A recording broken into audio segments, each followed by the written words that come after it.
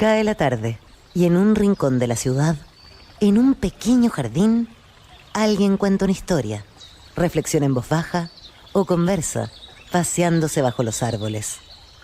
Es hora de volver a casa, bajar la velocidad y darle tiempo al tiempo. Christian Warnken nos abre la verja de su jardín para que respiremos aire puro y oxigenemos el espíritu. En Pauta, aquí comienza Desde el Jardín. Una presentación de Vida Cámara, empresa de seguros de salud y vida de la Cámara Chilena de la Construcción. Y en sus 100 años, Fundación Irarrázaval. Lo esencial de toda exploración será volver al propio jardín y ver las cosas por primera vez, decía el poeta T.S. Eliot. Estoy abriendo la verja de madera de mi jardín, ya estoy instalado en mi biblioteca, ustedes ya la conocen, a un costado del pequeño jardín. Se escucha el sonido de los pájaros aquí en el sector precordillerano, el tehues, bandurrias, pájaros sureños exiliados por estos lares. Y comenzamos nuestra caminata de la tarde alrededor de este jardín, que es el jardín de ustedes también. Saludo a todos los radiovidentes que al escucharnos nos ven en Temuco, Antofagasta, Viña del Mar, Valparaíso, también Santiago, los que nos siguen por pauta.cl y también por Spotify. Tengo en mis manos un pequeño librito de Theodore Monod, fue un naturalista y explorador especializado en el estudio del Sahara. Él recorrió el Sahara, estamos hablando de la década del 20, desde la década del 20, a pie y a lomo de camello, aliando el estudio de la búsqueda espiritual. Un personaje muy especial. Ya cuando está viejo, retirado, en su estudio en París, recuerda lo que fue el desierto para él. Y dice, al envejecer, viajo mucho en mi memoria, incluso en mi apartamento situado en el navío de París. Recuerdo la lección del desierto, su dibujo, su canto de silencio, del que me gustaría que estuviera empapada la llamada civilización, asfixiada por el antropomorfismo triunfalista y orgulloso. Sería un renacimiento el supervivir y no el sobrevivir. Y más adelante, refiriéndose a lo que le ha enseñado el desierto, habla de la lentitud y dice que los beduinos no tienen prisa. Si no llegan hoy a su destino, lo harán mañana. El Sahara nos enseña a no gemir, a no hablar inútilmente. Las palabras inútiles nos intoxican. Y termina diciendo, el destino me convocó a este lugar, o sea, al Sahara, hizo de mí un camellista, un hombre de las arenas. El desierto es un educador severo que no deja pasar debilidad alguna. Y leyendo esta reflexión de Theodore Monod, incluido en este pequeño librito, El peregrino del desierto, pensé, nosotros tenemos un desierto, un educador, donde podemos aprender varias de las cosas que nos dice Monod, pero otras, algunas bastante concretas y que tienen que ver con la evolución, que tienen que ver también con nuestra futura sobrevivencia en el planeta. Y por eso invité a caminar en este jardín, bueno, que se va desertificando de a poco como todo, lentamente en esta desertificación que ya uno siente en el aire, lo siente también en su propio jardín. Invité a Claudio Latorre, paleoecólogo, que ha estudiado los ambientes y organismos del pasado. Vamos a ver en qué consiste su trabajo, su área de investigación. Investigador del Instituto de Ecología y Biodiversidad, académico de la Universidad Católica, doctor en Ecología y Biología Evolutiva, entre otras cosas, para que vamos a leerle todo el pergamino. Claudio, un gusto de caminar contigo esta tarde en mi jardín. Hola, Cristian, buenas tardes. Un gusto estar acá y conversar nuevamente contigo, ¿no? Oye, Claudio, te quiero hacer la siguiente pregunta. A ver, Theodore Monod, que dedicó su vida al Sahara, prácticamente se le hizo un espacio adictivo desde el primer momento que lo conocí. Y me imagino que alguien que trabaja en el desierto, por lo menos la gente con la que yo he conversado, que trabaja en el desierto, tengo amigas ahí que son arqueólogas, antropólogos, etcétera, algo pasa con el desierto que produce esta suerte como de conversión al desierto. No sé, ¿cuál es tu relación y cuál ha sido tu relación con este desierto, con nuestro desierto, el desierto de Atacama? Bueno, ahí tengo una relación muy íntima con el desierto de Atacama, en el sentido de que es mi maestro. Entonces, yo voy al desierto fundamentalmente a aprender y recibo una lección de humildad permanente. Porque uno cree que entiende algo y luego vas a terreno y ves las observaciones y te das cuenta que en realidad tienes que volver, digamos, porque hay aspectos que no entendiste, que no estaban claros, y por lo tanto es una lección permanente, digamos, de aprendizaje estar en el desierto, especialmente el desierto de Atacama, donde a lo largo de los más de 20 años que llevo trabajando en ese desierto, las primeras cosas que entendí de él, de la manera como se relacionaba, por ejemplo, con la flora, la fauna, e incluso los habitantes humanos, ha cambiado drásticamente ahora la visión que tengo ahora. Entonces, ha sido una permanente como clase viva digamos, de qué es un sistema integrado como el desierto de Atacama. Entonces, en ese sentido ha sido un viaje alucinante. Oye, Claudio, ¿y qué nos enseña el desierto? Se habla de la riqueza del desierto de Atacama, también se ha dicho, lo hemos comentado aquí en el programa, siempre se tiene la imagen que un desierto es algo desertificado, muerto, y resulta que no hay nada más vivo que un desierto. Bueno, nos enseña de partida la geología del desierto de Atacama es espectacular, o sea, simplemente hay pocos lugares del mundo donde uno puede ver, por ejemplo, paisajes fosilizados desde hace 5 millones de años, por ejemplo, porque que tú sabes que esos paisajes han cambiado casi nada en ese tiempo, o la vida que lo habita, ¿cierto? Que uno piense que el desierto de Atacama se asocia fundamentalmente con la falta de aridez, pero no es solamente la falta de aridez lo que lo convierte, por ejemplo, en un ambiente extremo, también es la altísima radiación que tiene, son lugares que tienen más radiación en todo el planeta en el desierto de Atacama. Entonces, por eso yo me enojo tanto cuando me quitan, por ejemplo, que me compro un bloqueador en los proyectos, porque es como, como un elemento de seguridad. Y me dicen, no, es un gasto de farmacia, entonces como ridículo, ¿no? Pero no, anécdota aparte, también es un lugar donde hay limitación severa de nutrientes, donde, digamos, la poca vida que hay es una vida increíblemente bien adaptada y todavía tenemos muy poco cómo se adapta esa vida a esos ambientes, y al desierto de Atacama en particular. Oye, Claudio, y lo que sorprende, digamos, es que ahí han sobrevivido muchas especies, muchos organismos, hay vida microbiana, vegetal, animal. Bueno, los seres humanos también sobrevivieron, Claro. hubo culturas que se adaptaron Claro. ahí. A ver, ¿este desierto es el más antiguo o es de los más antiguos de la Tierra? Así un primer dato. ¿Cuáles son los desiertos más antiguos? Es una súper buena pregunta, y no siempre es fácil de responder. Uno podría arguir que efectivamente el desierto de Atacama es un desierto efectivamente muy antiguo. O sea, efectivamente tenemos indicios, por ejemplo, de depósitos de salares en sedimentos que datan del Jurásico, de 150 millones de años atrás. Eso están intercalados con depósitos volcánicos, cuando ni siquiera Chile existía como país, como continente, era como una serie de arcos de islas volcánicas nomás, con unas cuencas, y esas cuencas de entre medio eran cuencas semiáridas incluso, lo que indicaría que hace 150 millones de años atrás que tenemos un clima semiárido en esa región. Pero el desierto como nosotros lo conocemos actualmente es mucho más reciente, ¿no? Diría que, pero también tampoco es tan reciente. O sea, el de Atacama efectivamente tiene según depende con quién habla, ¿cierto? Podría tener entre 15, ¿cierto? A 3 millones de años de antigüedad.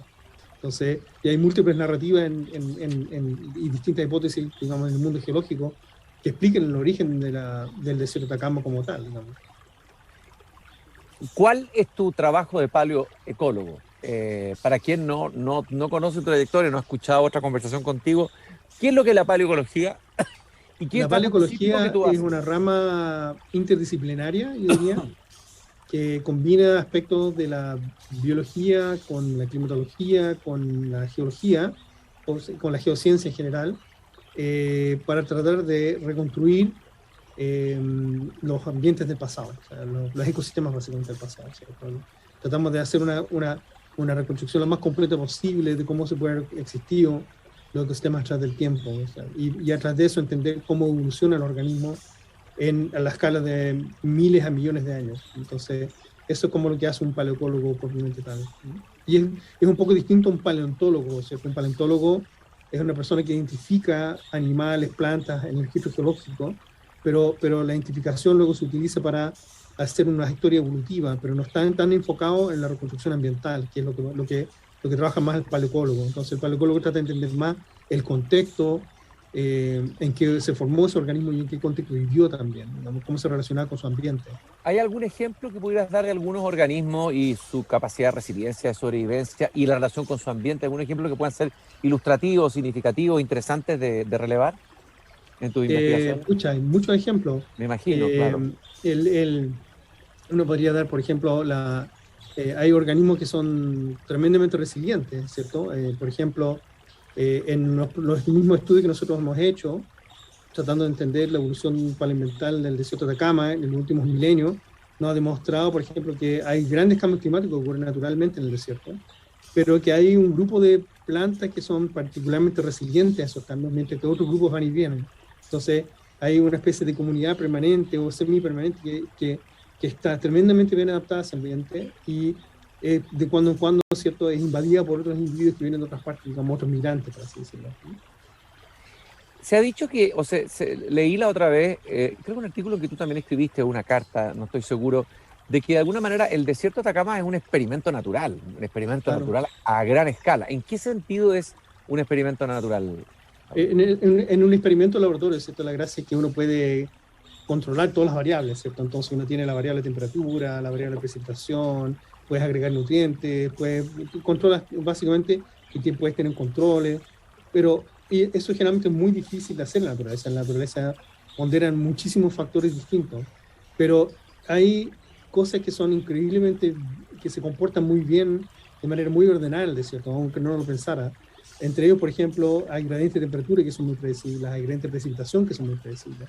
Entonces, si uno entiende bien cómo funcionan esas gradientes, puedes aprovecharlas para, entre comillas, hacer como experimentos naturales que han tomado millones de años en formarse, ¿te fijas? Entonces, uno puede estudiar como el resultado de ese experimento, entendiéndolo como la evolución de esas gradientes, por ejemplo. Entonces, es como un laboratorio, pero en el cual tú no obtuviste los controles de la espería, alguien las movió por ti, pero ese alguien tú entiendes qué es exactamente lo que hizo, ¿te fijas? Entonces, al final, uno puede estudiar el resultado de todo eso, y en ese sentido es como un experimento natural, ¿sí? Y de alguna manera hablamos de la desertificación, del cambio, y la gran metáfora de este desierto que avanza, que el mundo, una parte se va a desertificar, es decir, uno podría decir que este desierto de Atacama es un laboratorio, ha sido un laboratorio, un experimento natural, pero que también puede ser una fuente de información valiosísima para la sobrevivencia, bueno, del ser humano en un planeta desertificado que viene. ¿En qué sentido va a serlo, digamos? ¿O está haciéndolo? No sé si lo está haciendo o va a hacerlo. Bueno, todas las culturas de la prehistoria de alguna manera han logrado sobrevivir en el desierto de Atacama con este ambiente de alta radiación, con falta de agua, ¿cierto? Tratando de cultivar plantas en suelos realmente empobrecidos y han buscado estrategias y maneras sorprendentes de cómo lograr hacerlo. Por ejemplo, en un trabajo que publicamos hace poco con una colega de antropología acá de la UC, la Francisca Santana, ella demostró que utilizaban incluso guano de aves marinas para fertilizar una parte de los desiertos, de los campos desérticos, como fertilizante. Entonces, que es algo completamente novedoso. No sabíamos en la prehistoria que la gente podía hacer esas cosas. Y por otro lado, el desierto también, la riqueza biológica del desierto es una ventana al futuro de cómo nosotros podríamos sobrevivir, por ejemplo, generando plantas y animales que son capaces de existir en condiciones relativamente extremas y y también generarían cultivos que podrían ser más sustentables, por ejemplo, cultivos que necesitarían menos agua, ¿cierto? O podrían crecer en suelo salino, o podrían crecer con bajo disponibilidad de nutrientes. Entonces, en ese sentido, escribimos una columna hace un tiempo atrás en un diario que se llama que el verdadero oro del desierto no son las minas de cobre, ni de estaño, ni de bronce, ni de oro, sino que es la vida que lo habita, porque la cantidad de información y la cantidad de adaptaciones que ha sufrido toda esa flora y fauna realmente nos podría dar mucha luz acerca de cómo podríamos resolver algunos problemas serios que tenemos a futuro, por ejemplo, con respecto a la desertificación en muchos paisajes. El Atacama no se está desertificando, por cierto, ya está completamente desierto. Y además la palabra desertificación se ocupa mucho como un término para referirse a cómo las actividades humanas generan pérdida de suelo, lo que produce desertificación. Pero el término de desertificación está muy ligado con la actividad humana y sobre todo con el mal manejo de los paisajes. Oye, y de alguna manera el cambio climático que va a afectar a todo el planeta de diferentes maneras, no va a ser igual, ¿va a afectar al desierto de Atacama y en qué lo podría afectar? Esa es una excelente pregunta porque de verdad no estamos seguros. ¿Por qué? Porque por un lado, la red de monitoreo por ejemplo, estaciones meteorológicas que hay en el norte de Chile, la cobertura es bajísima. Hay casi regiones completas en el norte de Chile, por ejemplo, toda la transición entre la segunda región y la tercera región, donde no hay una sola estación meteorológica, o la última que hubo ahí funcionó hace 80 años atrás, digamos. Entonces, hay una pausidad de datos actuales increíble. Y por otro lado, tampoco no nos podemos apoyar en los modelos climáticos, porque los modelos climáticos, tenemos muy buenos modelos globales, pero los modelos climáticos tienen problemas para resolver procesos que ocurren con las regiones tropicales, digamos. Y el desierto de Atacama, ¿cierto?, está aledaño a la cuenca del Amazonas y recibe sus aguas desde el Amazonas. Entonces, las lluvias que caen sobre el altiplano, sobre la zona occidental, digamos, de los Andes, toda esa precipitación, no tenemos mucha claridad de cómo se va a comportar en el futuro. Y de hecho, lo que hago yo, tratando de entender cómo se ha comportado en el pasado, nos da una línea de base de cómo se podría comportar el cambio climático en el largo plazo. ¿Y qué es lo que dice esa investigación más o menos? ¿Qué es lo que dice? Bueno, de hecho, justamente sacamos un trabajo hace una semana donde utilizando, eso va a sonar como anecdótico, pero literalmente usamos el tamaño, digamos, de las fecas de roedores para usar un paleopluvómetro, un paleo medidor de lluvia. Y literalmente uno puede ver cómo se comportan las precipitaciones pasadas, y en los últimos 5.000 años han tenido un comportamiento muy regular que tiene que ver con lo que pasa en el Pacífico tropical, de la manera muy similar con lo que ocurre en el clima de todo Chile con el Pacífico tropical. Estamos linkeados completamente al Pacífico tropical, en el sentido de que cuando hay un año La Niña, ¿cierto?, en la zona central tenemos sequía, pero en el norte hay mucha lluvia, y al revés, cuando es año El Niño, en el altiplano norte es seco, y acá en la zona central generalmente tenemos años húmedos. Entonces, lo que va a ocurrir con el Pacífico tropical claramente es muy importante para tratar de entender lo que va a ocurrir en el futuro con el Atacama. ¿Y cuán vulnerable es hoy día el desierto en relación a la intervención humana, a esa desertificación de la que tú hablas, la intervención, a la extracción? ¿Cuál es la vulnerabilidad del desierto hoy, de Atacama? Podría no ser... es una pregunta que tiene muchas facetas distintas. Es como... yo diría la mayor vulnerabilidad que tiene el desierto es la ignorancia. Es como, es como realmente mi afirmación principal, ¿cierto? Es el peor enemigo que tenemos actualmente. Y al crecimiento descabellado y de la actividad industrial que tenemos en el desierto, ¿cierto? Entonces, a mí me tocó, por ejemplo, hace poco trabajar rescatando muestras de un proyecto de puerto que hay en la zona sur del aeropuerto de Iquique, pero que es de una minera, pero resulta que otra minera está haciendo un proyecto de megapuerto igual, y otra minera está haciendo otro proyecto. Entonces tenemos 3 proyectos de megapuertos iguales cuando podría haber uno solo compartido entre los 3. Entonces es de una irracionalidad, porque cada uno de esos proyectos de megapuertos implican caminos a través del desierto, implican destrucción de la costa, implican destrucción del yacimiento arqueológico. Entonces es de una proporción de irracionalidad increíble que se permita eso, como desde el punto de vista de planificación territorial. Y por otro lado, entonces es como una amenaza súper grande que tiene el desierto actualmente, porque todo el mundo lo ve como este paisaje que está completamente desocupado y por lo tanto es como Chile libre, ¿no? Pero por otro lado, también el hecho de que estemos generando grandes asentamientos humanos asociados a grandes proyectos mineros que también generan presiones muy fuertes sobre los recursos de agua que hay, ¿cierto? Entonces, que son limitados, y claramente son limitados, y eso es algo que hemos también tratado de establecer, como por ejemplo con cosas como el Acta Tarapacá, que escribimos, donde hicimos llamar la atención a las autoridades que el agua es completamente finita, no es un recurso infinito en el desierto. Sobre todo el agua que como se extrae desde pozos, por ejemplo, o desde fuentes subterráneas. Oye, Teodor Monod, el explorador y naturalista que te decía recién, hablaba del Sahara, lo definía como un libro, como el Talmud, el libro hebreo, que ahí uno tenía que descifrar, hacer una hermenéutica en el fondo, ¿no?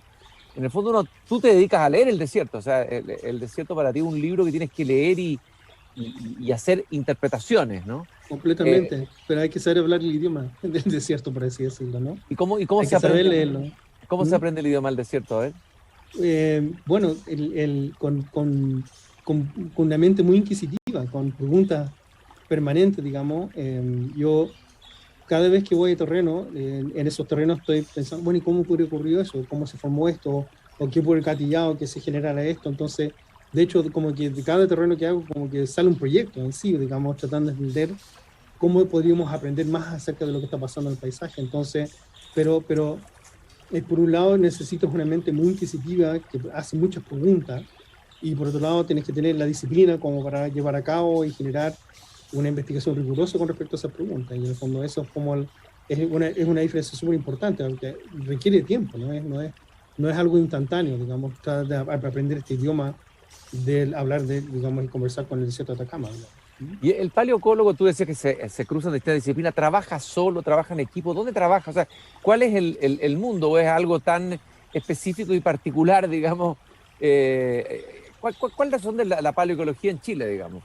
Bueno, tenemos preguntas amplias. Hoy día la paleoecología está muy, muy centrada a tratar de entender cómo se han generado las interacciones hombre-ambiente, por ejemplo.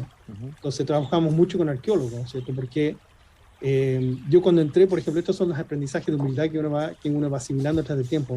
Yo cuando entré a trabajar, hace ya casi 10, 15 años con los arqueólogos en el desierto de Atacama, yo tenía esta mirada que era muy como lo que ellos llamarían determinista, ¿cierto? Con una mirada como, si hay agua hay humano, si no hay agua no hay humano. O sea, yo tenía esa mirada muy como concreta, o sea, todo dependía de la disponibilidad de agua. Y me acuerdo que una de las estudiantes de pregrado, que en ese momento estaba ahí, hoy día está terminando su doctorado en Londres, que muy astuta me dijo, qué simplista. Profesor asistente, flamante de la UCE. ¿Qué? ¿Cómo te atreves? Pero fue muy bien, estuvo muy bien que me llamaran Nelson, porque de verdad eso me quedó dando vuelta en la cabeza. Efectivamente, a través de estas décadas he aprendido que efectivamente hay una conversación entre el humano en la prehistoria con el paisaje que los rodeaba, y ellos modificaron una parte importante de ese paisaje que nosotros hoy día mucha gente completamente ignora. Entonces, y por ejemplo, hace poco tiempo tuve una colega que hoy día es profesora, de hecho, en la Escuela de Antropología en la UCE, y ella, digamos, hizo un postdoctorado conmigo y demostramos que, por ejemplo, el algarrobo, que es una especie que es tan emblemática de los oasis de todo el norte, fue introducido en la prehistoria, fue introducido probablemente por pueblos indígenas que cruzaron la cordillera, ¿cierto?, hace 2.000, 3.000 años atrás. Y eso transformó completamente el paisaje de esos oasis, porque el algarrobo, además, es una especie invasora, entonces invade y replanta todo y cambia la hidrología de los oasis también. Entonces es un verdadero como pequeño antropoceno en cada uno de estos oasis que se ha ido generando en el norte de Chile. Oye, uno pensaría que el algarrobo es un árbol maravilloso, sobreviviente, resiliente, y sin embargo tú le estás mostrando ahí su dimensión negativa, ¿eh? No sé si negativo, pero claramente es parte más de este paisaje. Es lo que Lautaro Núñez llamó, ¿cierto?, que el desierto fue domesticado en cierto sentido por esta cultura en la prehistoria, ¿no? Entonces, y que esa transformación la vemos hasta el día de hoy, ¿no?, en esos paisajes. ¿Y cuál debiera ser la domesticación de hoy? ¿Cómo debiéramos domesticar nosotros el desierto, digamos? Yo creo que el desierto ahora tiene que domesticarnos a nosotros, digamos, porque la verdad tiene que ver ahora ver un lenguaje de interacción. Ahora nosotros tenemos que reflejar cómo lo que hemos aprendido de cómo funciona el desierto de Atacama se tiene que transformar ahora, ¿cierto?, en verdaderas políticas públicas de sustentabilidad para no seguir dañando cosas que a lo mejor son irreemplazables. Claudio, bueno, ha salido, tú lo has visto en los medios, una discusión a partir de un proyecto de generar artificialmente, hacer florecer artificialmente una parte del desierto florido de Atacama, valga la redundancia, que es un fenómeno casi maravilloso, una vez milagroso, bueno, que atrae mucho turismo, muchos recursos probablemente a la industria turística, y florecen cerca de 200 especies endémicas. Y resulta que ahora está este proyecto que ha sido muy criticado, de hacerlo artificialmente, o sea, generar un desierto florido artificial. ¿Cuál es tu mirada de ese proyecto? Ojalá no lo pudiera mirar. Tan obsceno esa es mi primera... Sí.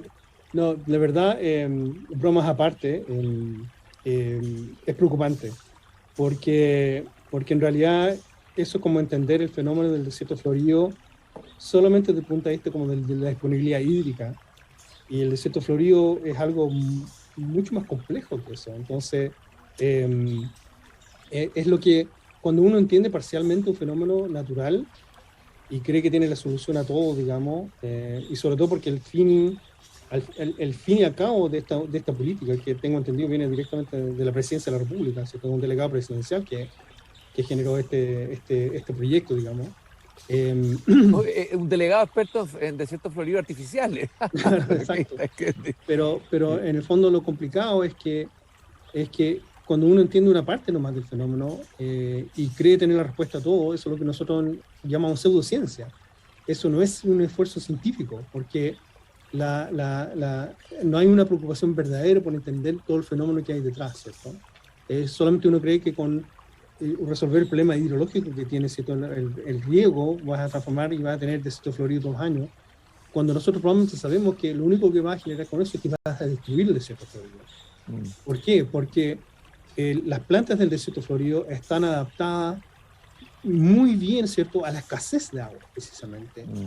Y yo, para mí, personalmente, lo maravilloso del desierto florido no es que yo lo tenga todos los años, ni que es precisamente lo contrario, es que sea algo impredecible, es algo impredecible y efímero. Entonces, si te tocó y es maravilloso verlo, ¿cierto? Entonces, pero si no te tocó, es como un eclipse solar, ¿cierto? Son esas cosas de la vida que uno no puede, digamos, todos los años poner una luna frente al sol, ¿cierto? Y lo mismo pasa con esto. Yo creo que todo lo contrario, si tú riegas vas a generar un daño que puede ser permanente, en el sentido de que van a entrar plantas ahí que claramente no están mucho mejor adaptadas a cuando hay mayor agua disponible, y esas plantas le llamamos malezas, ¿cierto? Entonces, como vas a llenar el desierto de maleza, básicamente. Incluso creo que con un plan piloto nomás, o cuando se plantea un pequeño área nomás, puede ser tremendamente perjudicial, porque al final va a introducir especies al desierto que a lo mejor no queremos que estén ahí, entre otras cosas, digamos. Entonces, es un tema muy complejo, pero por otro lado también no puedo poner el grito en el cielo sin mencionar que ya hemos destruido miles de hectáreas de desierto florido, ya con otros proyectos, digamos. Entonces, ¿con cuáles proyectos específicamente? Hay proyectos de agricultura, de minería, ¿cierto? Es muy amplia la tabla.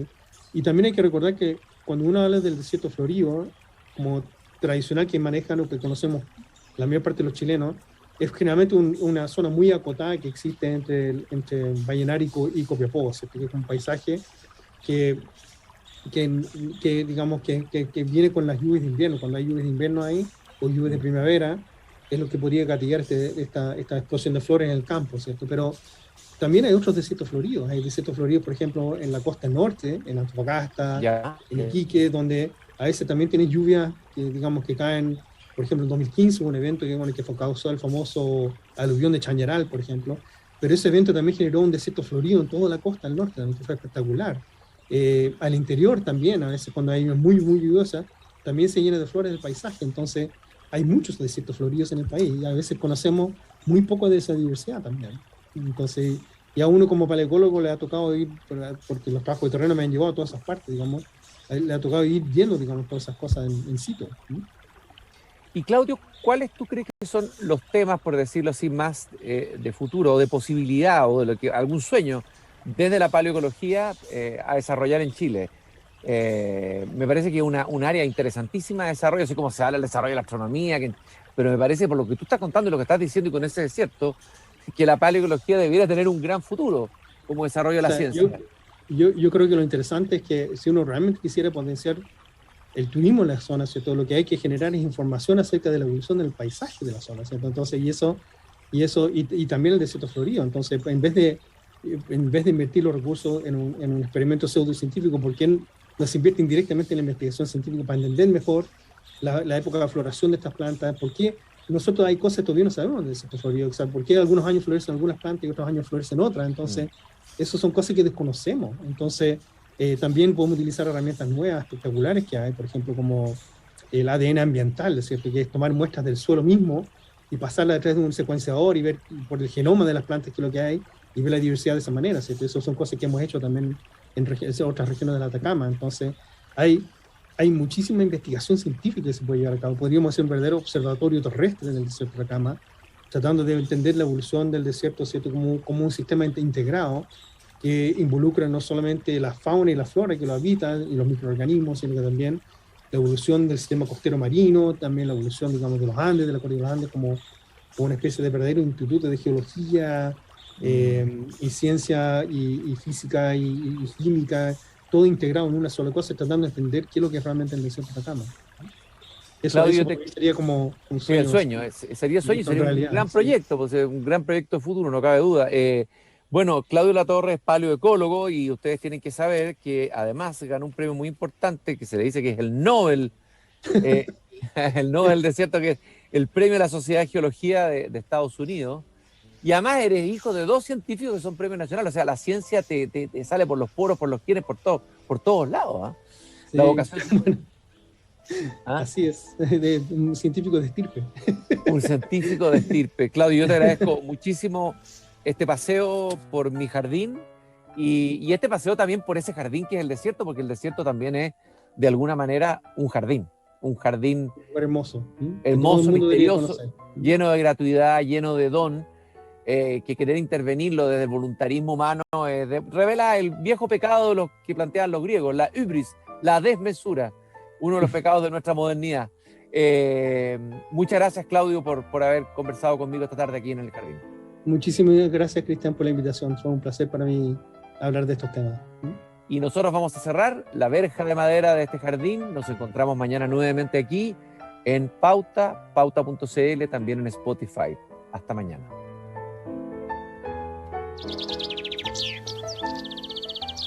Es hora de cerrar la verja de madera del jardín. Pero Christian Warnken la volverá a abrir todos los días de lunes a viernes a las 20 horas en Radio Pauta, cuando comience de nuevo desde el jardín. Una presentación de Vida Cámara, empresa de seguros de salud y vida de la Cámara Chilena de la Construcción. Y en sus 100 años, Fundación Irarrázaval.